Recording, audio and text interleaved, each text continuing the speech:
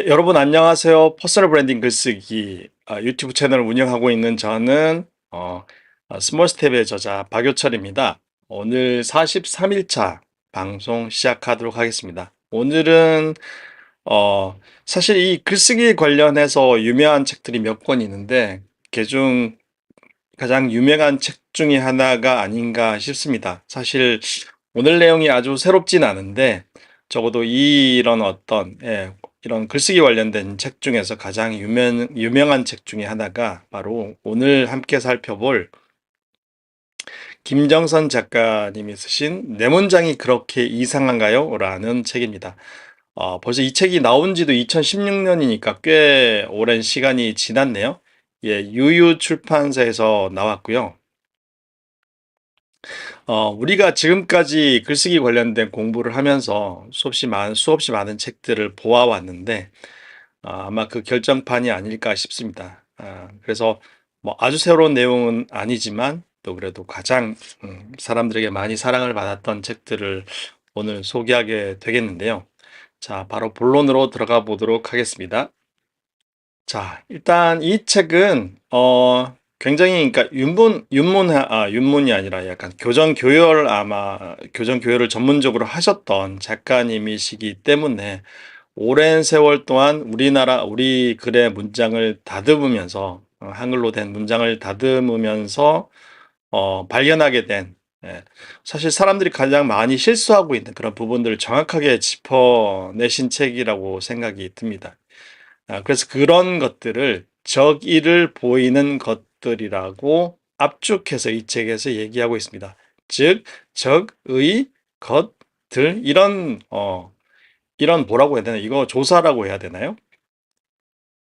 저도 아주 뭐 국어에, 예, 국어를 아주 열심히 공부한 사람은 아니어서, 예, 이런 어떤 예, 예를 들어서 이를테면 첫 번째로 이렇게 예문에서 보고 있는 것처럼 사회적 현상, 경제적 문제, 정치적 세력, 국제적 관계, 혁명적 사상, 자유주의적 경향. 사실 우리 이거 굉장히 익숙한 그런 어떤 표현들이잖아요. 이 적을 붙이는 게. 근데 이 작가는 이 적을 빼고 얘기해도 전혀 괜찮다고 얘기를 하고 있습니다. 사회현상, 경제문제, 정치세력, 국제관계, 혁명사상, 자유주의 경향. 훨씬 더 깔끔해 보이죠. 뭐 그렇다고 해서 뜻이 달라지는 것도 아닙니다. 오히려 더 분명해지죠. 제가 알기로 이런 어떤 적을 붙이는 거는 사실 일본어를 번역을 할 때 번역가들이 사실 우리나라 문장이 아니라 외국 문장을 그대로 번역을 할 때 이런 표현들을 하게 됨으로 인해서 사실 우리말에 약간 정착이 된 경우라고 할 수 있는데, 문제는 이게 빼도 전혀 지장이 없고 오히려 더 도움이 된다는 거죠. 그래서 그런 것들을, 지금 저도 그런 것들이라고 말씀을 드렸습니다만, 저기를 보이는 것들이라고 해서 이 네 가지는 빼도 문장을 이해하는데 전혀 없다는 것을 이 책은 분명하게 처음부터 보여주고 있습니다. 적 다음에 의도 그런 거죠. 예, 문제의 해결, 음악 취향의 형성 시기, 노조 지도부와의 협력, 문제 해결은 그 다음의 일이다. 여러분 보시는 것처럼 이가 계속 쓰이고 있습니다. 사실 우리가 굳이 딴지를 걸지 않는다라고 하면 문장을 읽을 때 전혀 이상이 없는 표현들이죠. 근데 이거를, 빼도 문제 해결은 그 다음 일이다. 이제는 모든 걸 혼자 힘으로 해내야만 한다. 예, 다 의의가 빠졌죠. 그동안 올바른 독서 습관을 통해 독서 체력이 튼튼해졌기 때문에 이제는 그 어떤 글을 읽어도 내용을 쉽게 이해할 수 있다. 예, 이 8번 같은 경우는 그동안 의에서 의의를 뺐죠. 그동안 훨씬 더 깔끔하지 않습니까? 네. 습관이 된 것 같아요. 사실 이제 글을 쓰시는 분들이 이런 표현을 계속 쓰니까 우리도 따라 쓰게 되는데, 이 기회에 이런 것들을 완전히 빼는 그런 훈련들을 한번 해봤으면 좋겠습니다. 음악적이 아니라 음악 취향이 형성되는 시기.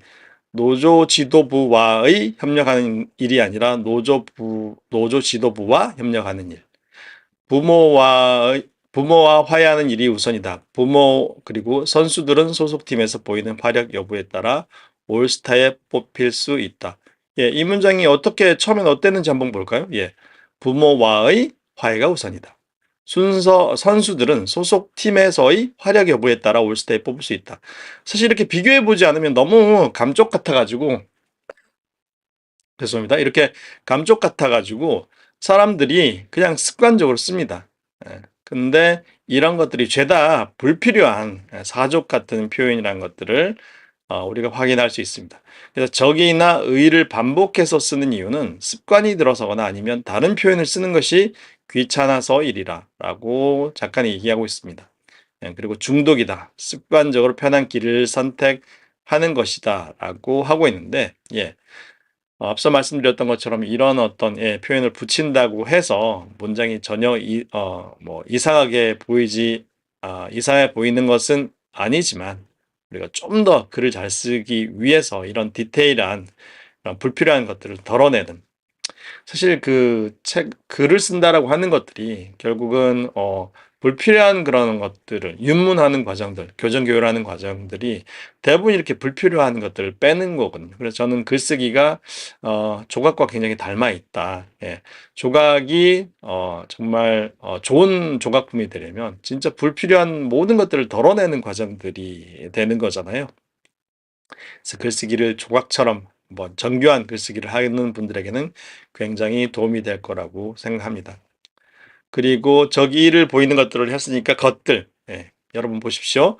사과나무 들에 사과들이 모든 아이들이 손에 꽃들을 들고 자신들의 수많은 무리들이 다 들이 붙어 있죠. 복수형이 붙어 있습니다. 필요 없는 겁니다. 문들이 열리자 그는 관람자들의 무리에 휩쓸려 전람실들이 줄지어 있는 호란으로 들어갔다.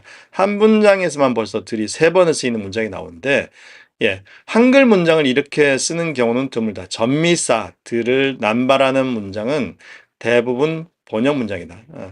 이 들이라는 전미사를 빼고 왜 그러냐? 출발어의 복수형으로 쓰인 걸 그대로 옮기다 보니 한글 문장에도 들들들을 붙이는 것이다. 정확한 번역을 위해서 그리 하는 걸 뭐라 할 수는 없겠다. 다만 옮긴 문장을 다시 한번 읽어보고 제대로 된 한글 문장으로 바꾸는 작업이 필요하다. 원래 우리 글의 문장이 아니었던 거죠.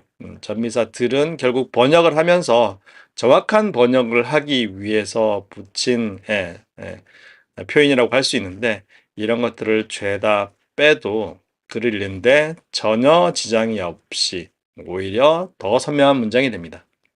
사과나무 읽어보겠습니다. 제가 아까 들을 빼도 사과나무의 사과가 모든 아이가 손에 꽃을 들고 수많은 무리가 그리고 문이 열리자 그는 관람객 무리에 휩쓸려 전람실이 줄지어 있는 호란으로 들어갔다. 예. 앞서 제가 읽었던 글들에서 들을 뺐음에도 불구하고 우리는 거의 눈치를 챌 수가 없습니다. 그래서 오늘의 경우 불필요한 적의를 보이는 것들 이런 전미사를 모조리 한번 빼보자. 그리고 혹시 내 글에 그런 습관들이 습관적으로 불필요한 표현들이 저희가 쓰고 있지 않은지 한번 점검해 보아서 저희가 좀 더 디테일하고 정확한 문장들을 쓰는 글쓰기의 전문가들이 될 수 있었으면 좋겠습니다.